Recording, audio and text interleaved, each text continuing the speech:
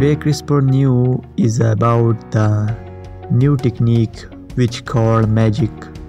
A genotype-phenotype mapping system has been developed that can allow researchers to fine-tune the activity of multi-genes simultaneously.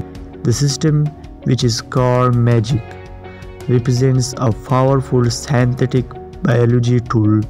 It may be used to investigate fundamental biological questions as well as engineer complex phenotypes for biotechnological applications. Detail about the MAGIC system appeared December 19 in Nature Communications in an article titled Multifunctional Genome-Wide CRISPR System for High-Throughput Genotype-Phenotype Mapping. The article describes how MAGIC improves in existing methods for genotype-phenotype mapping, which are limited to a single mode of genomic alteration, that is, for expression, repressions, or deletion.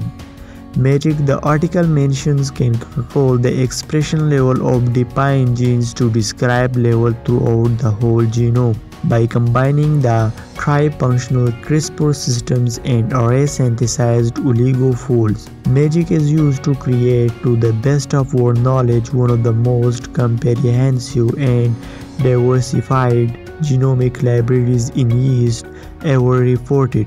The article's authors write, "The power of MAGIC is demonstrated by the identification of previously uncharacterized genetic determination of complex phenotypes, particularly those having synergistic interactions when perturbed to different expressions level, because MAGIC allow researchers to examine how different genetic changes might work in the combinations to produce in effects. The new system can lead to clearly analysis of how different biological processes are involved in a trait." If you want to read more about this MAGIC tools, I will give the link of this article in the description below.